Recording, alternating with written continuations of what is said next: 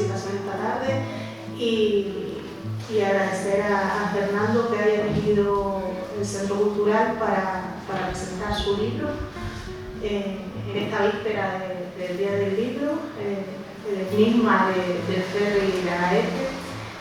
Y a continuación doy paso a Maximiano Trapero, catedrático emblemático emérito de Filología de la Universidad de Las Palmas de Gran Canaria, que es quien va a realizar la presentación de Fernando. Muy bien. También yo les deseo buenas tardes y que esta jornada sea grata. Siempre que presento un libro, lo primero que me pregunto a mí mismo es qué objeto se persigue con la presentación del libro. Y me respondo que hay 3 objetivos al menos. Primero, dar a conocer la existencia de un libro, que seguramente es el primer acto en el que se da a conocer, antes de que esté en las librerías.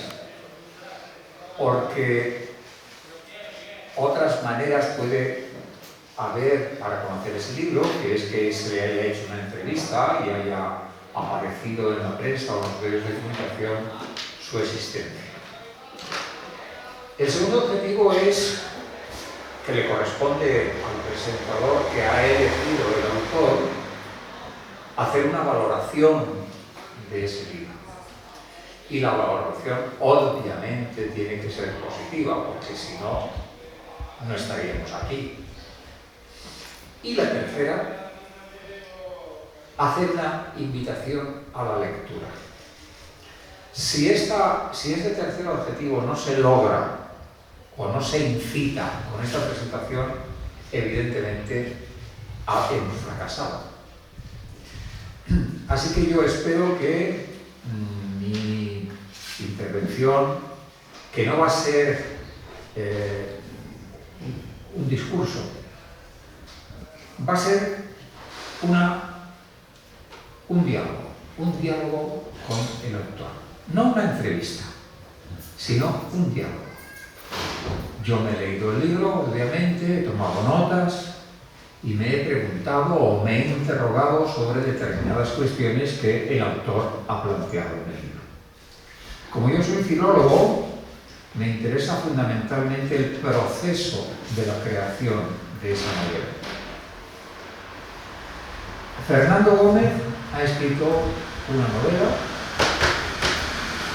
en donde, según la contraportada, se dice que, y por lo tanto va a haber un resumen, no descubro nada con ello, ni va a quitar interés el que yo lea esto, porque estará a disposición de cualquiera antes de abrir el libro y de empezar a leer el primer capítulo. Por lo tanto, no descubro nada, ni le voy a quitar intriga e interés. Damián, un ingeniero agrónomo que ha dedicado años a la creación de una nueva variante de papaya, con características mejoradas, aborda un ferry con destino a Gran Canaria. La travesía es rutinaria, pero al llegar al puerto de las Nieves, su coche es encontrado vacío. Damián ha desaparecido sin dejar rastro. Ya está planteado el enigma.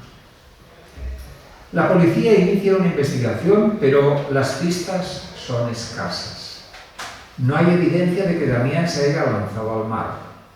La familia y sus colegas están desconcertados, al mismo tiempo que la policía no encuentra sospechosos ni motivos para la desaparición.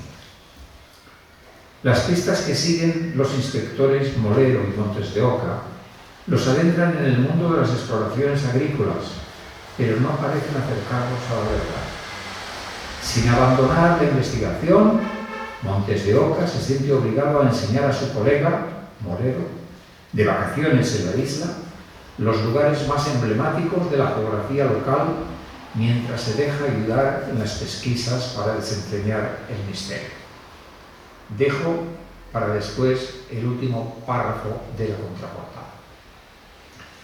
me he dado cuenta de que Fernando es personaje y persona conocida en Agaete. Déjenme en todo caso decir algunas notas de su biografía que igualmente están en la solapa del libro. Médico de profesión, jubilado ahora, se ha dedicado a la escritura. Fernando Gómez Toledo nació en Valencia en el 48.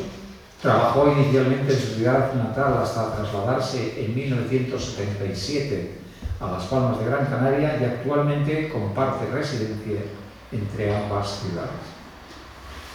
Apasionado por la literatura desde su juventud, se inició en la poesía sin que llegara a publicar ningún poemario. De ella pasó a la narrativa con La historia triste de un pez espada, Nuestro cuento del hierro, Marieta, La comunidad y otros relatos.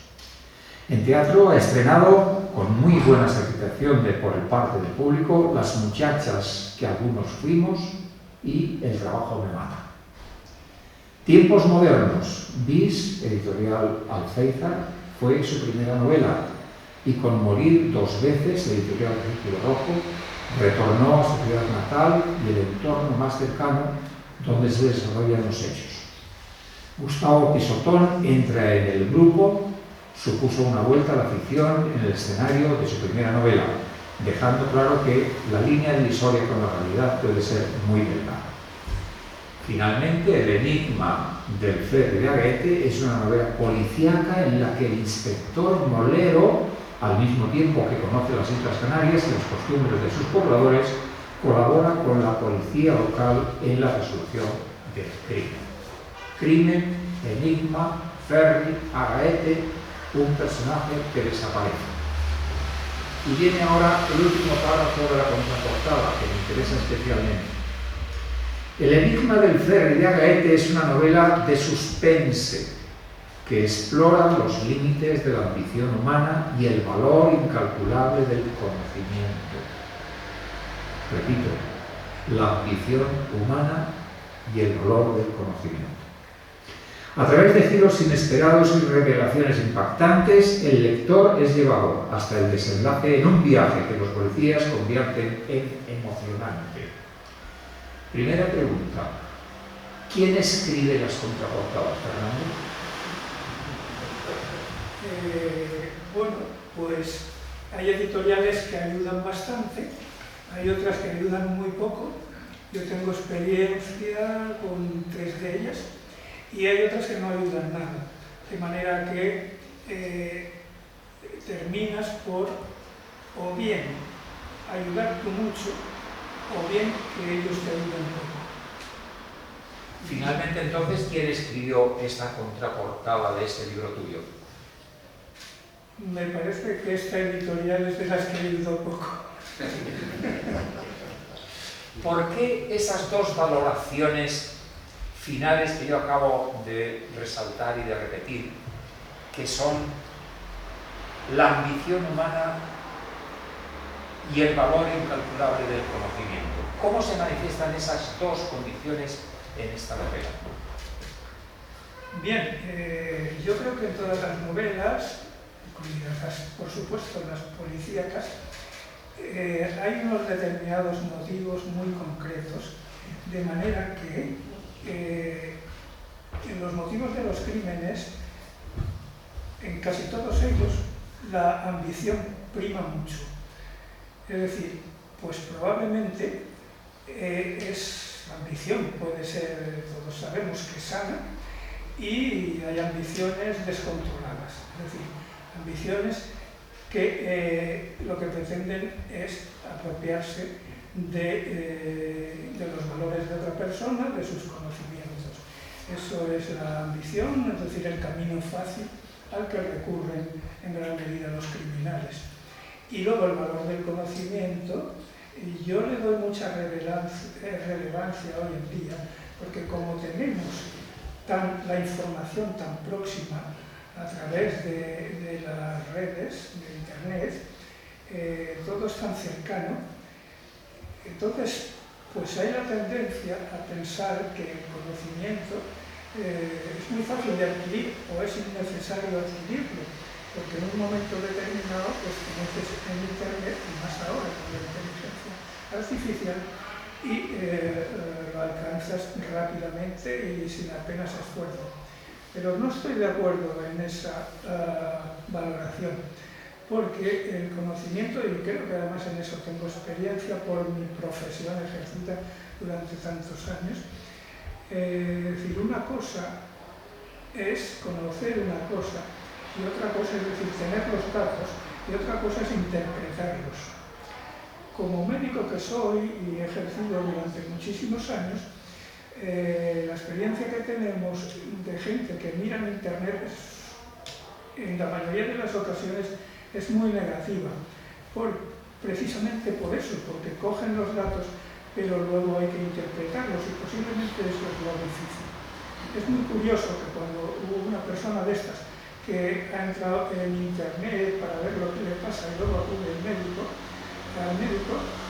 siempre le parece que todo lo que ha leído lo tiene. Es decir, es el ejemplo típico de que no sabe interpretar los datos y acude al médico porque es quien sí que los interpreta adecuadamente.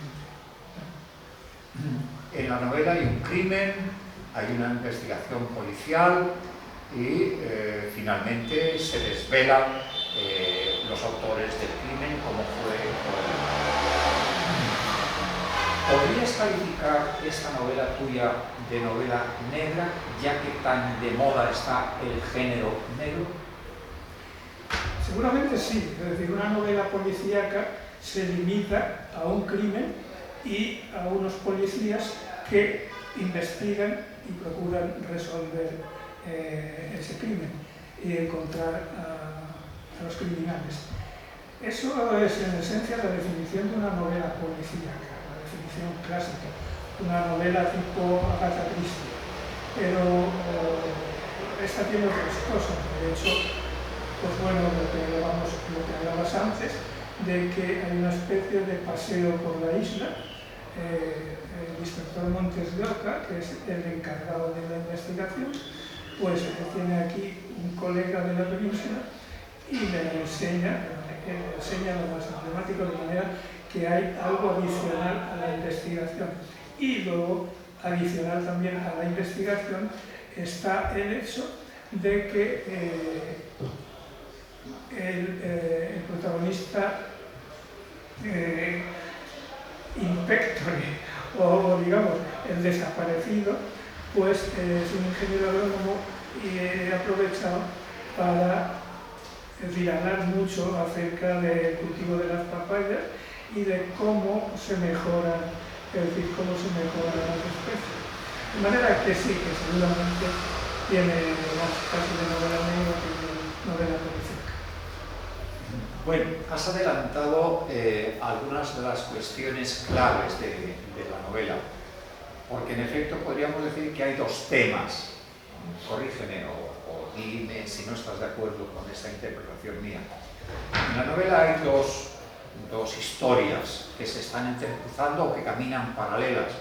Por una parte es el crimen y desvelar la autoría de ese crimen, y por otra parte esa convivencia que existe entre un comisario de policía de las Palmas de Gran Canaria y un amigo, compañero, comisario de policía de Valencia, que aprovechan una visita que tenían programada a casa de los amigos canarios y invitan al inspector de Valencia que se sume a la investigación. De tal manera entonces que, repito, esas dos historias se van entrecruzando de manera paralela y tienen un resultado fantástico, porque al desvelar la autoría del crimen tiene tanta importancia el inspector canario como el inspector valenciano. ¿Estás de acuerdo tú en eso? Sí, que duda cabe. El tema es que, quiero decir que puedo explicar el origen, ¿no? El origen es el siguiente. Anterior a esta escribí una novela policíaca que se desarrollaba en Valencia, en el entorno de donde yo vivo, en las afueras de la ciudad, en el campo. Bueno, donde tengo la casa. Y bueno, Entonces es el inspector Molero el que se ocupa de resolver ese asunto. Y la idea inicial era hacer otra novela con el inspector Molero. Pero, ¿qué ocurre? Que a mí me apetecía, yo soy un amante de Agaete, es decir, soy un enamorado de Agaete y del puerto de Agaete. Entonces me apetecía escribir algo sobre aquí. Y bueno, como si tampoco quería renunciar, digamos, a la idea inicial, pues se me ocurrió esa solución. Desde luego, Agaete es protagonista de la novela. No solamente se inicia el enigma con la desaparición de una persona que se supone debería venir en el ferry, el coche en donde él debería haber venido y conducido, que lo metió en Santa Cruz de Tenerife, resulta que cuando desalojan los coches, el resto de los pasajeros, un coche se queda sin conductor y queda entorpeciendo el tránsito y la salida del resto de los coches. Y ese coche está vacío y el coche es de la víctima. ¿Qué ha pasado con la víctima? Ese es el enigma central de la novela. Por lo tanto, Agaete se convierte, repito, en el tercer protagonista de la novela. No hay lugar de Agaete que no tenga su referencia en la novela. Está el pueblo, está el puerto de las Nieves, está la ermita, está por supuesto el puerto, están las piscinas naturales, están los restaurantes de Agaete, todos los restaurantes, está el dedo de Dios, está el valle, están los garrafales, está la romántica, de la que habría mucho que hablar. ¿De qué habría que hablar de la romántica? Dile, lo dices tú, de la que habría mucho que hablar. Bueno, la historia, no recordaba esa frase, la verdad, pero realmente es que la Casa Romántica tiene una historia. Es decir, se montó, hasta donde yo sé, hace ya muchos años, por unos suizos asentados aquí, que durante muchísimos años dieron estupendamente de comer, hasta que lo dejaron, pasó a manos de un sobrino, aquello no funcionó, pues no sé exactamente por qué, pero decayó bastante, montaron un par de habitaciones para de hospedaje, una especie de granja, los jardines que le rodean, hasta que terminaron por hacer solo comidas para grupos de turistas. Bueno, y para mí, es decir, la Casa Romántica era un tema pues prácticamente en el que ya no pensaba cuando venía al valle, y de repente, pues un día me encuentro abierta y, es decir, indago un poquito, y resulta que la han reabierto pues unos hermanos, es decir, muy considerados dentro del panorama gastronómico. Así que empecé ahí, fui varias veces, y la verdad es que, es decir, desde el punto de vista de la gastronomía tiene un buen nivel de opinión. Bueno, de la gastronomía hablaremos un poquito más adelante porque también es otro de los platos fuertes y selectos de la novela. Dice del pueblo de Agaete, de la gente de Agaete. En general, la gente de Agaete es así, no tan expansivos como él, se refiere al dueño de la cofradía de pescadores, pero con buena predisposición hacia los demás y reciben con los brazos abiertos a la gente de fuera. A mí me hace gracia porque ves a muchos de ellos con aspecto rudo, morenos y con la piel cuarteada por el sol, lo que puede hacerte pensar que están poco cultivados, pero se equivocan. En realidad tienen una gran sensibilidad por el arte, las humanidades y la cultura en general. De hecho, el pueblo tiene mucha actividad en ese sentido y ha sido el refugio de artistas tan reconocidos como César Manrique y Pepe Lamos. Y del pueblo dice que Agaete es un lugar donde uno se siente cómodo y feliz sin que influya en ello la mejor o peor disposición de ánimo con que haya llegado. Seduce de una forma pasiva sin estridencias. En cuanto se alcanza la primera rotonda de la carretera que separa al pueblo del pueblo. A la izquierda, la villa de casas blancas sobre el barranco, de desarrollo irregular, con mayoría de calles estrechas y empinadas, balconadas de madera y recovecos convertidos en pequeñas plazas con monumento. Una rotunda iglesia en la plaza principal.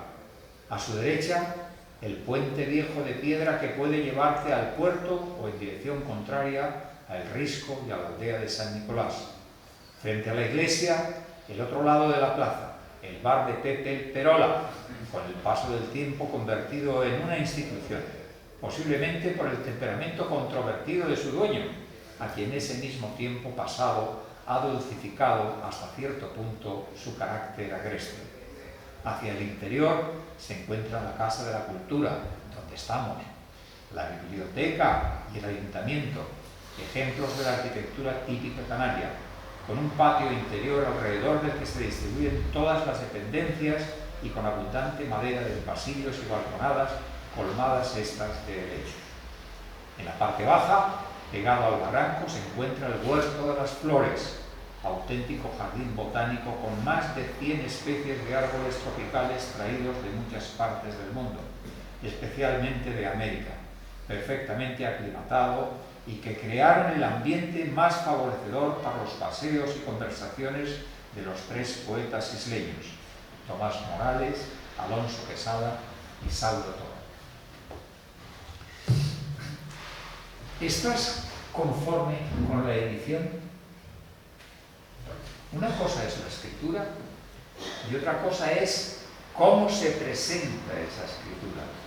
Y se presenta en un libro con una portada, con un color determinado, con un tipo de letra determinado, con una composición que cubre la página, mayor, menor letra, bonita, no tan bonita. ¿Estás conforme con la edición?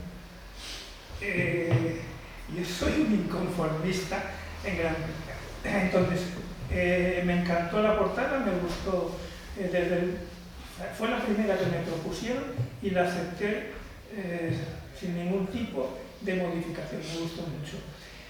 La letra, un pelín más grande, podría haber estado bien, ¿vale? Y luego, hay una cosa en la que sí que estoy algo descontento.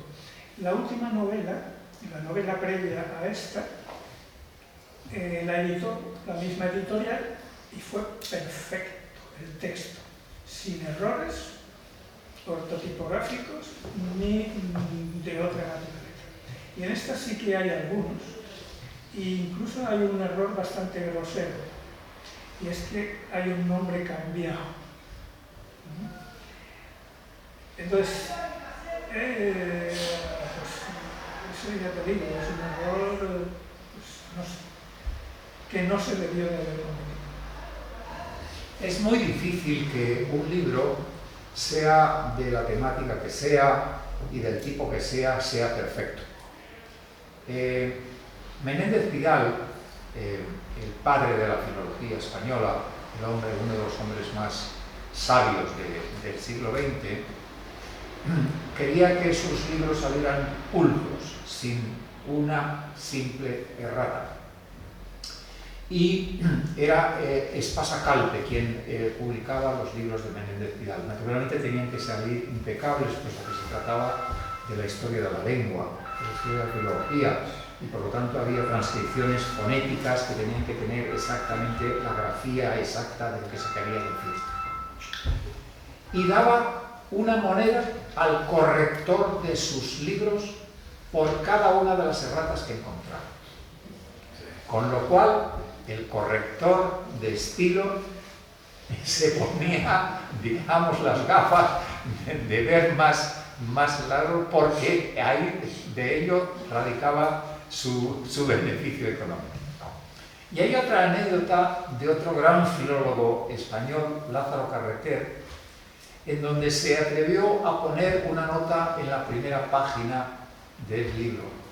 Y dice: he revisado este libro innumerables veces y doy por sentado que no hay ninguna rata. Me parece formidable la anécdota. Yo he visto algunas erratas.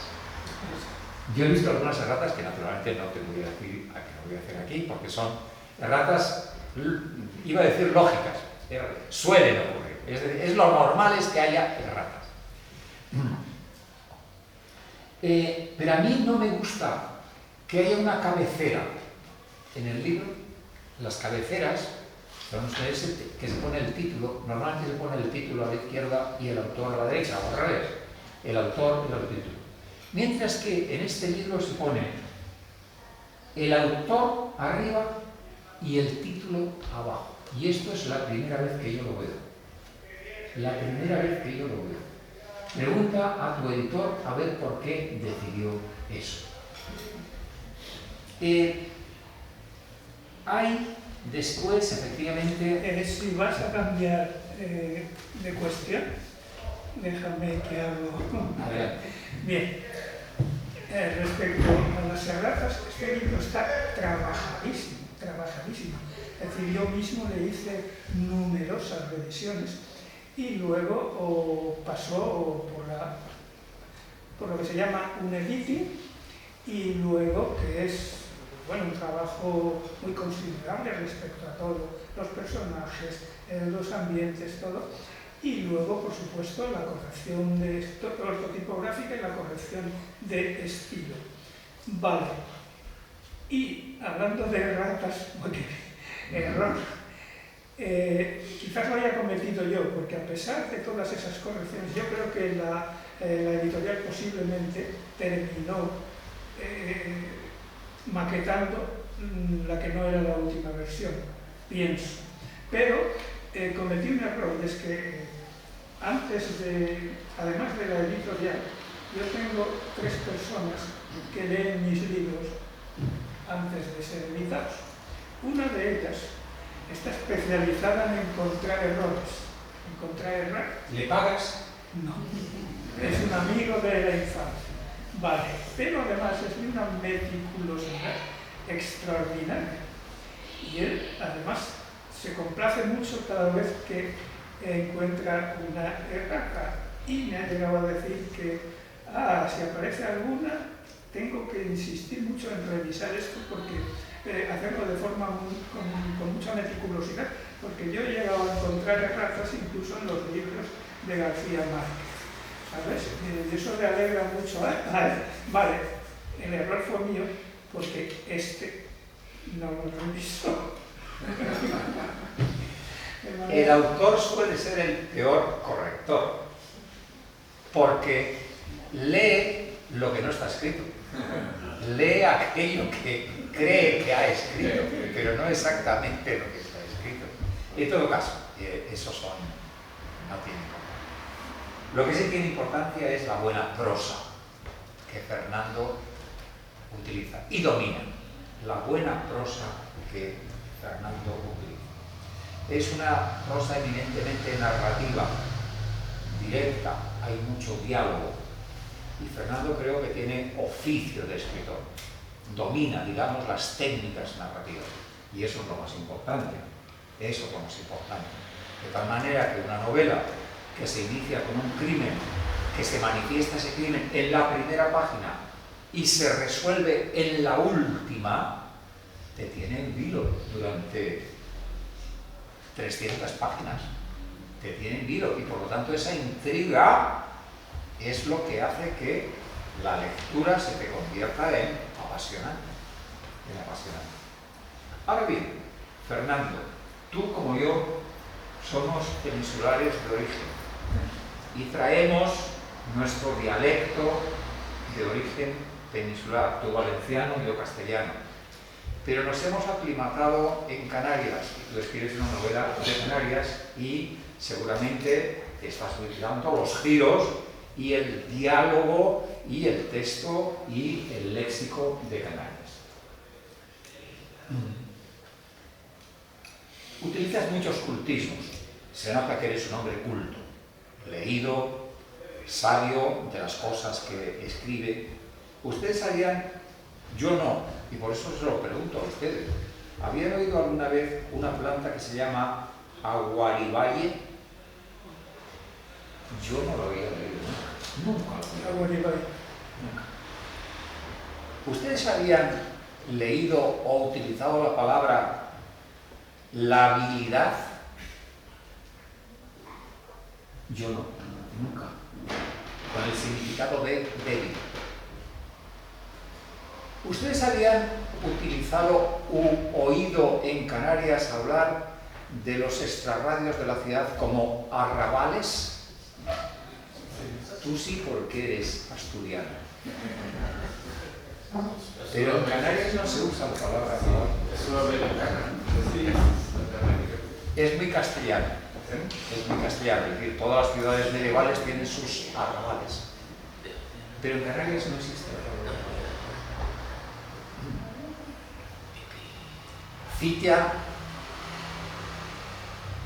Citas clásicas en latín. Habla de las variaciones Goldberg de Juan Sebastián Bach en una novela de crimen de Gaete. Y habla del infinito en un junco, la portentosa obra de Irene Vallejo, que si ustedes no han leído, se lo recomiendo con todo el fervor. Es uno de los libros más portentosos que se han publicado en los últimos años en España y por una española. Una muchacha de apenas 40 años que ha escrito la historia de la escritura, desde los sumerios hasta el Internet, con una prosa literaria que es un portento. Eres un hombre culto y por lo tanto manifiestas tus armas. Pero hay, por contraste, unos vulgarismos que a mí me chirrían. Los dos inspectores del crimen llaman a sus respectivas mujeres las chicas. Y esa manera de llamar las chicas o los chicos es un vulgarismo que se ha impuesto a través de la televisión muy modernamente. Y a mí eso me chirría. Lo utilizan 3 veces. Les llaman las chicas 3 veces. Me chirría. Y existe un conflicto léxico-gramatical entre el dialecto materno y el dialecto canario. Por ejemplo, el leísmo, que no lo dejamos nunca. Lo mamamos de niños y nos morimos diciendo leísmos, fundamentalmente leísmo. Cosa que en el dialecto de Canarias no existe. Los canarios utilizan los pronombres personales etimológicamente, correctamente. Aquí hay casos de leísmo. ¿Alguien de ustedes podría decir, mañana vosotras seguís con vuestros planes? ¿Alguien de ustedes podría decir, cuando os estéis poniendo el equipaje? Cuando os estéis poniendo el equipaje. Cuando van a hacer submarinismo, claro, una mujer le dice, cuando os estéis poniendo el equipaje. Un canario a que nunca diría eso. ¿Pero qué lo dice? ¿El peninsular o el canario?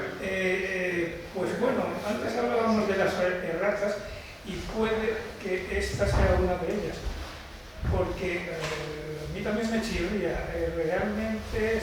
No puede ser considerado de errata. Esto no puede ser considerado de errata. Vale, bien, pero quiero decirte que seguramente la frase correcta sería cuando os estéis poniendo el equipo. Cuando ustedes se pongan. Pero uno de los policías es peninsular, el otro es canario. Pero lo dice la mujer canaria. Lo dice la mujer canaria. Dice Pino. Sí.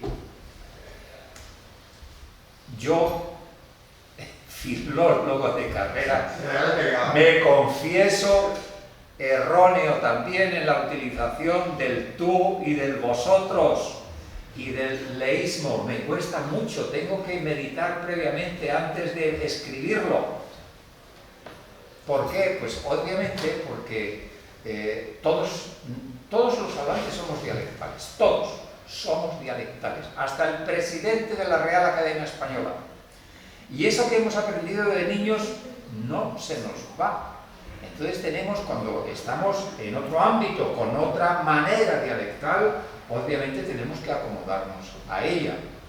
A mí eso no son errores, no son erratas, son maneras de hablar que tenemos que respetar, porque no hay un dialecto mejor que otro, de ninguna manera. De ninguna manera. Todos son, desde el momento en que son sistemas de comunicación, son perfectos. Y no hay uno mejor que otro. Pero claro está que nos hemos de acomodar, si escribimos un texto entre canarios y de temática canaria y que hablan canarios, pues debemos acomodarnos a ello. ¿Qué te parece?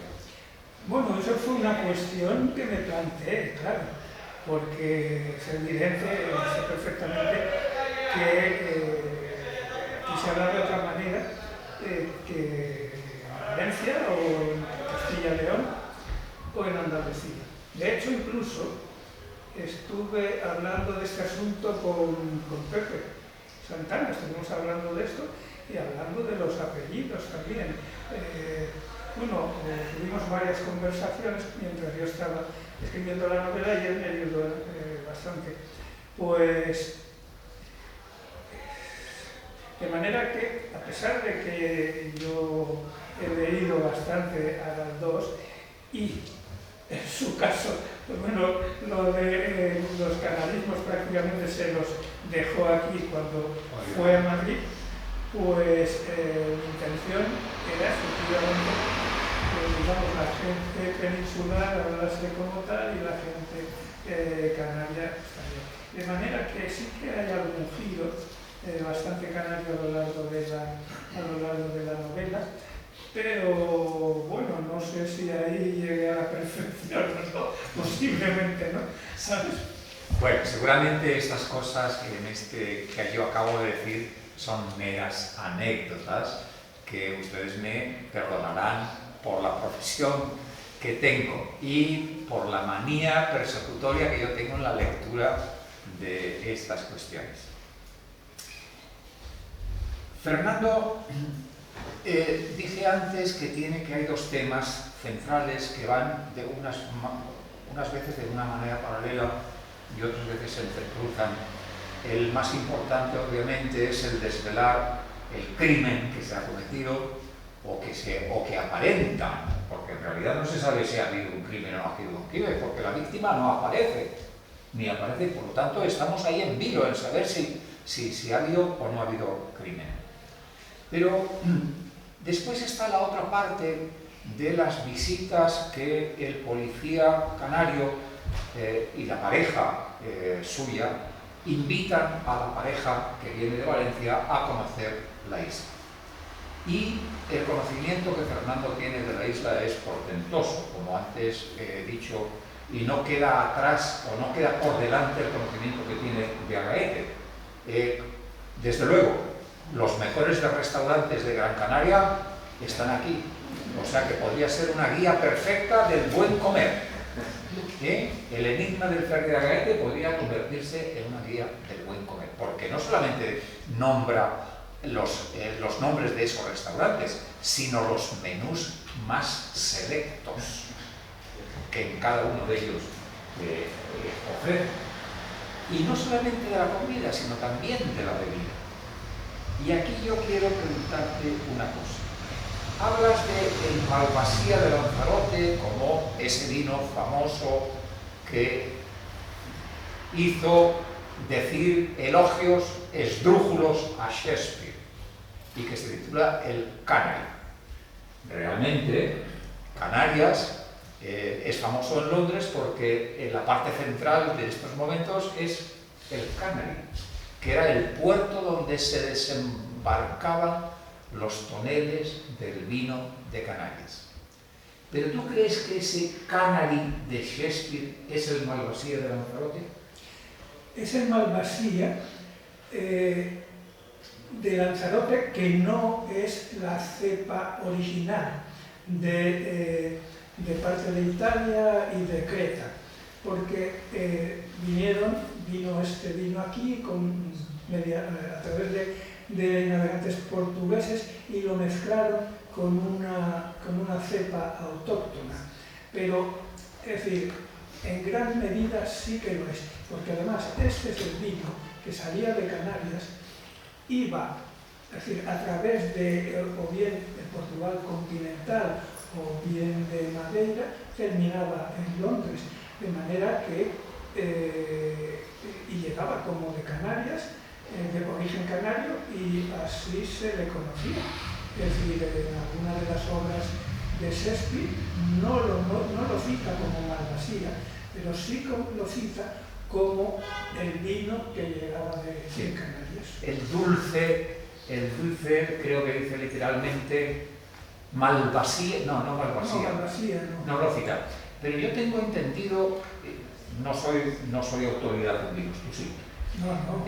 Sí, después te voy a citar otra cita que dices tú. Yo creo entendido que el Canary no es el Malvasía de Mesa de Lanzarote, sino el Malvasía que en estos momentos se cultiva en el sur de La Palma, que es un vino envejecido que puede competir con el Madeira y con el Oporto. No te puedo decir.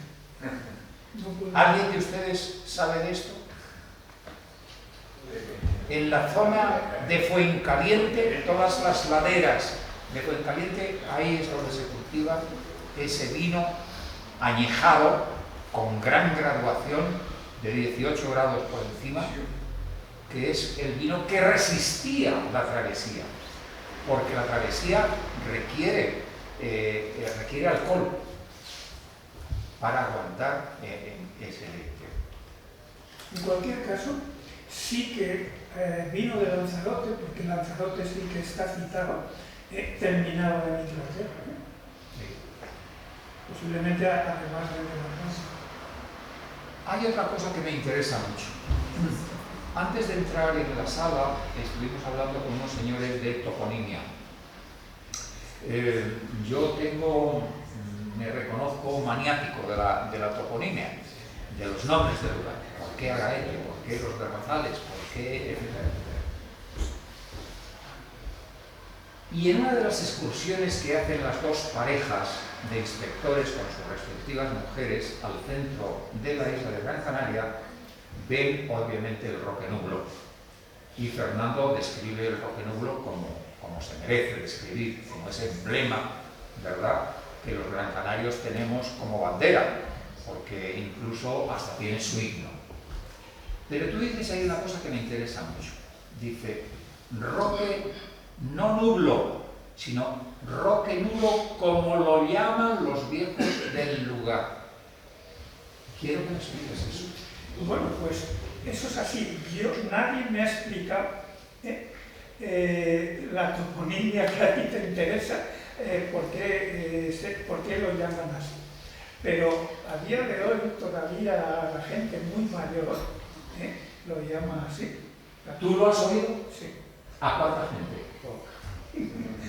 Poca, una. Pero esa una me ha dicho que no es la única. ¿De dónde era esa única persona? Esa única persona, te diré que no sé de dónde es, pero seguramente es uno de los mejores conocedores de esta isla, físicamente de la isla, y no solo físicamente, es decir, conoce muy bien la historia, pero sobre todo la geografía y las tradiciones, es decir, es una auténtica enciclopedia. ¿Hombre culto? Mucho, te lo presentaré. Por lo tanto, esa información de ese señor no procede de la tradición oral. Procede de haberlo leído. Se lo podemos preguntar. ¿Tú qué crees? ¿Procede de la tradición oral o de la escritura? Cualquiera de las opciones la aceptaría. Pues te diré, no descarto ninguna. te diré, si ahora me lo permiten ustedes, que quien primeramente dijo que el Roque Nublo, los habitantes del entorno, por ejemplo en Timagada, no le llaman nulo, sino nuro, nugro y ñugro. Y eso lo escribí yo en 1996. Bueno, pues entonces... Y ese tema, si me permiten, un paréntesis. Bueno, ya he dicho que soy un fanático de la toponimia. Vamos a ver. Todos los nombres de origen guanche que siguen vigentes, Agaete, Galda, etc., sin duda ninguna han sufrido un proceso de hispanización. Naturalmente, los conquistadores y los colonizadores castellanos oyeron nombrar a Agaete y a Galda y lo acomodaron a su fonética. Se han hecho muchos estudios y muy importantes sobre los nombres antiguos de los aborígenes, fundamentalmente de la toponimia. Por ejemplo, Wiman. Hubo un investigador austríaco muy famoso, Dominik Joseph Belfeld, que está considerado como el principal estudioso de la lengua guanche, y que recogió todas las escrituras antiguas en donde aparecía la palabra Wiman, o hacían referencia al nombre de Wiman. Y escribe 12 maneras diferentes de esa palabra Wiman. Y ninguna tal cual hoy escribimos Wiman. De tal manera, por lo tanto, que nosotros nos podemos preguntar ¿cuál de esas 12 escrituras es la más cercana o la verdadera que pronunciaron los aborígenes? Ninguna. En todo caso, la última, la que pronunciamos nosotros. La que pronunciamos nosotros, porque la toponimia se transmite oralmente. En la escritura están unos mínimos de los topónimos reales que existen en cualquier lugar. Las cartografías de mapas grandes, chicos, conservan una mínima parte de esos topónimos. La mayoría es tradicional. Y efectivamente, al roque nublo es una hispanización de nudo, nudo, ñuro, que inmediatamente se vincula con las nubes. El roque nublado es la hispanización de ese roque. Me llamó mucho la atención por ese hecho que te acabo. En fin, vamos a ir terminando. Como buen gastrónomo, hablas cuando ya se resuelve el conflicto, van a celebrar el final del éxito que han descubierto. Digo, ¿cuántos son los culpables? Hay unos culpables. Efectivamente, no lo digo. Pero está aquí, ya está por aquí.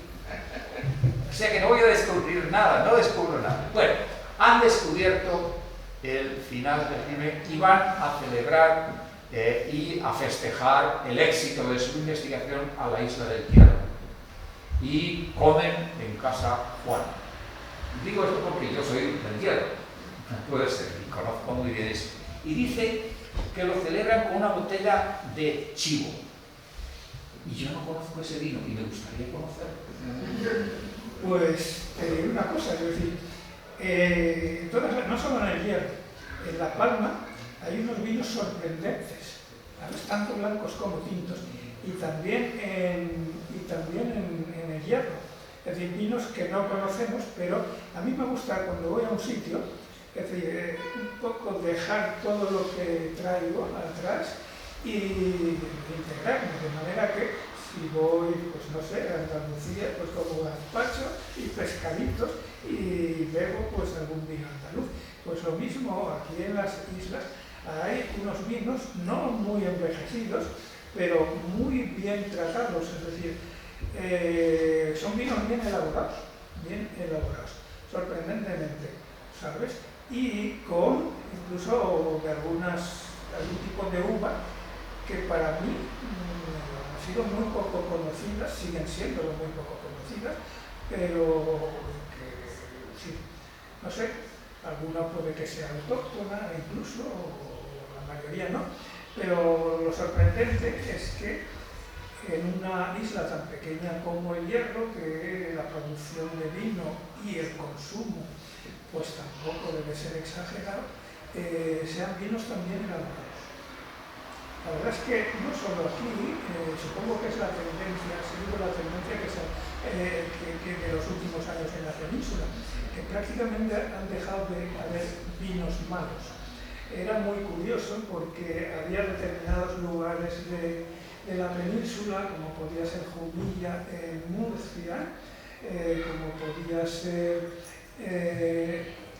Aragón hay varios puntos donde el Bajo Aragón, Cariñena, donde se hacían vinos inbebibles, de estos que te tomabas un traguito y te dejaban la lengua como esparto, vaya. Bueno, pues eso en los últimos años ha dado un vuelco tremendo y ahora, ya te digo, no hay vino malo en la península y supongo que es la tendencia que se ha seguido también aquí. Yo he hecho un recorrido por las bodegas de Lanzarote, prácticamente un viaje exprofeso para ello, y bueno, pues lo mismo, la verdad, son bodegas de producción muy corta, pero con una elaboración muy buena. Hace muy poquito estuve en una boda en un pueblo en el límite de Cuenca con Valencia, un pueblo bastante grande, tendrá 12 o 15 mil habitantes, y es una zona donde hay una producción inmensa de vinos, es la denominación de origen Utiel Requena. Bien, pero son todo las pequeñas plantaciones que han hecho su propia bodega, cenando una noche, porque ahora casi todas las bodas son como las gitanas, duran varios días. De manera que nada, fui allí, me metí en un hotel y estuve, no sé si fueron 3 o 4 días que duraba la ceremonia. Así que la primera noche voy a cenar en un restaurante con algún otro invitado a la boda y nos sirvieron un vino sorprendentemente bueno. Adriano era el nombre. Pregunté al metre, me dijo que sí, que era una bodega en un sitio donde de una aldea que se llama Los Mancos.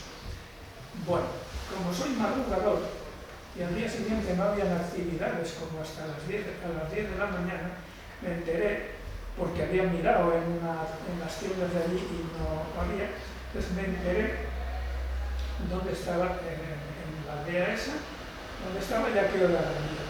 Ponía allí que a las 8 de la mañana.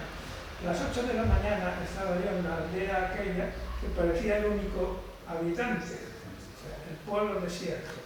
Me di una vueltecita, ya te digo, no era un pueblo, era una aldea, y al cabo del rato apareció una señora, le pregunté porque no había ningún cartel con el nombre de la bodega ni nada. Bien, me dijo me indicó dónde era la bodega, era un pequeño almacén y al lado había una vivienda. Me imaginé que era lo mismo, la vivienda era de la bodega, así que le di al timbre y efectivamente apareció una muchacha de 40 años, muy agradable. Me abrió, fuimos, entramos al almacén y me dijo que era, no sé si la quinta o la octava generación de cosecheros y bodegueros. Tenían una cosecha muy corta, no sé si eran 5.000 botellas de blanco y 8.000 de tinto. Además, elaboraban una pequeña cantidad de vermut. Bueno, pues compré varias cajas, me llevé, y yo creo que es la historia que se ha repetido tanto allí como aquí, es decir, bodegas de producción muy cortas, pero con unos propietarios muy entregados, ¿sabes? Muy dedicados a ello y además que se han documentado muy bien, de forma que hacen un producto excelente. Eso es lo que creo que está pasando. El chivo fue un descubrimiento, es un vino, no me traje desde allí, pero yo creo que vale la pena probarlo. Como mañana voy al hierro, será lo primero que haga, ir a Casa Juan, a la Restinga, y que me sirvan un vino chivo. El enigma, repito, está planteado en la primera página y se resuelve en la última. Por lo tanto, el lector que quiera coger este libro entre sus manos pasará por muchísimas alternativas y se preguntará si esa alternativa que expone el autor será la que lleve al final feliz, o si por el contrario será despistante. A mí me asombra la cantidad de conocimientos que Fernando Gómez pone en este libro. De la geografía ya hemos hablado, conoce a Gaete, conoce la isla de Gran Canaria, conoce Lanzarote, conoce el Hierro. Pero es que el cultivo de papaya, que es el meollo por donde están entresacándose, saliendo y metiéndose los inspectores, porque quien finalmente muere es un cultivador de papaya. Yo quiero preguntarte, Fernando, ¿de dónde has sacado tú tanto conocimiento, tanta ciencia sobre el cultivo de la papaya? Bueno, hay dos cosas. Una, el cultivo, y otra cosa, la investigación. El cultivo es fácil. Como casi todas las cosas, está en los libros o en internet. Pero yo en ese sentido tengo una ventaja, y es que tengo un hijo que es ingeniero agrónomo y que básicamente cultiva papaya, además de otras cosas. De manera que lo del cultivo estaba fácil. Es más complicado lo del tema de creación de nuevas variedades. Eso porque además, claro, no solo o te lo tienen que explicar o lo tienes que leer, porque es un tema que es complejo. ¿Sabes? Muy complejo. Sí. Y entonces, bueno, pues hay que trabajarse. Hombre, yo estudié genética, pero yo prácticamente no me acordaba de nada. Las leyes de Mendel y poco más, ¿sabes? Pero bueno, pues estuve incluso hablando con un gran investigador o creador de nuevas variedades, no solo de papaya, que no sé si hacía papaya, creo que sí, pero básicamente de otros productos. Es decir, es un canario de aquí de Las Palmas, pero que está viajando por el mundo de forma permanente porque él es un socio de una compañía internacional donde se dedican a eso, a crear nuevas especies de vegetales y tienen, para eso necesitan extensiones muy grandes de terrenos y necesitan muchísimo personal, muchísimo. Entonces, eso solo pueden tenerlo en determinados países, como puede ser Tailandia, en menor medida en Marruecos y en algún otro de Sudamérica. Entonces, bueno, pues claro, tuve unas conversaciones con este hombre y él me ayudó muchísimo. Otro de los conocimientos asombrosos que se manifiestan en este libro es el protocolo policial, judicial, que se inicia cuando hay un caso que merece atención. Es asombroso.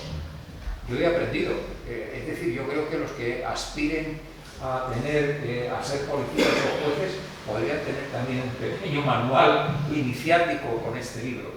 ¿De dónde has sacado tú ese conocimiento? Bueno, yo tengo muchos amigos policías, algunos jubilados, otros en activo, y he hablado muchísimo con ellos. Uno de ellos, además, es un hombre que tiene publicados pues no sé cuántos manuales de criminología, tal. Él fue comisario como principal en Valencia y ya te digo, tiene muchísimas publicaciones y además da cursos en universidades, de manera que está muy documentado porque además no solo sabe de temas, asuntos policiales, sino también jurídicos. Bueno, entonces, pero entre ellos, de las personas que más me ha ayudado en ese sentido está aquí presente, claro, que es Pepe Ramón, que fue sargento jefe de aquí del puesto de Alaeque. Ha tenido una errata continuamente. hablando de un inspector y no un inspector, es un teniente de la Guardia Civil y un inspector que está de vacaciones. He sido mal lector. Fíjate cómo lo ha pillado. De manera que, bueno, Pepe me ha ayudado muchísimo, además, con una agilidad tremenda. Pero en la edad de la contraportada. Ah, en la contraportada. Ah, no te ha pillado, me ha pillado a mí.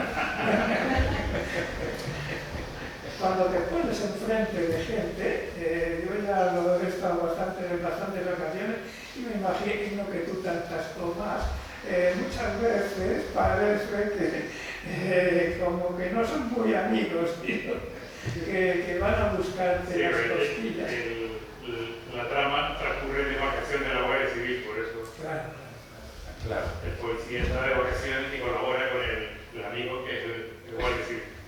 Y es curioso que dentro de este mundo de protocolo, de procedimientos, de cómo se investiga, cómo se coge una línea, se abandona, se vuelve a coger otra, etcétera, etcétera, al final la clave para descubrir todo esto lo tienen los móviles. Los móviles, las cámaras, los dispositivos de seguimiento de los coches, es decir, hay muchas cosas hoy en día. Yo he aprendido que hay muchas cosas, pero que a pesar de todo, es decir, la policía tiene muchísimo mérito porque, porque los recursos son limitados y además la ley es muy restrictiva, ¿sabes? De manera que no pueden pillarse los dedos, tienen que ser muy pulcros a la hora de cómo investigar a los sospechosos. Es una profesión muy complicada. Bueno, hemos llegado al final. Quiero decir que yo he leído la novela con mucho interés. Me ha interesado mucho, he aprendido mucho, aunque es verdad que en todos esos protocolos de los procesos de investigación, pues simplemente soy lector, y mucho menos en el cultivo de las papayas, donde hay ciencia, verdadera ciencia. Pero sí he visto que hay valores humanos y negativos, obviamente, dentro del conflicto y del enigma que se plantea. Al final es la codicia, la avaricia, quien hace el juego a esta historia. Yo termino, Fernando, felicitándote.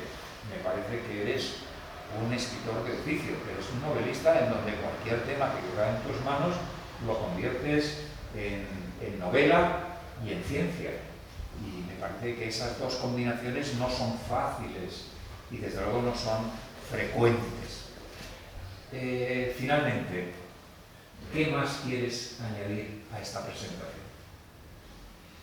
Yo creo que la presentación que has hecho es inmejorable, por lo tanto yo no puedo añadir, es decir, yo creo que no puedo añadir nada que la mejore. Lo que sí que quiero es dar las gracias, por supuesto, a los asistentes, dar las gracias al Ayuntamiento de Agaete y con especial reseña a la Concejalía de Cultura y la concejala que está aquí. Y bueno, pues por supuesto, darte las gracias a ti, porque además de haber hecho la presentación, a mí no solo te agradezco la presentación, sino, es decir, como yo esperaba, iba a ser una presentación muy brillante y además pues de la que iba a aprender muchas cosas, lógicamente. Es decir, un filólogo tiene el peligro, digamos, el peligro de que te puede poner en un aprieto porque analiza la obra con mucha meticulosidad, pero desde luego lo que hace es enriquecer el acto sin duda alguna. Así que gracias a todos.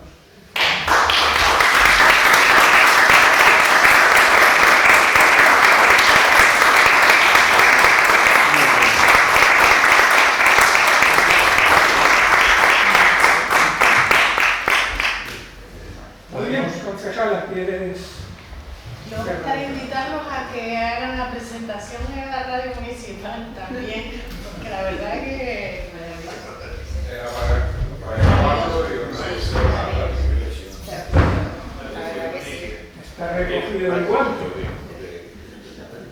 Yo es cuestión de buscar el momento y si el presentador no tiene inconveniente, pues yo tampoco lo hará. Bueno, si alguien quiere hacer alguna pregunta, algún comentario. Sí. ¿Por qué te gustó la portada? Para mí el barco no parece el Pentágono que cayó ahí debajo. La verdad que no. Está claro que tenemos gustos diferenciados.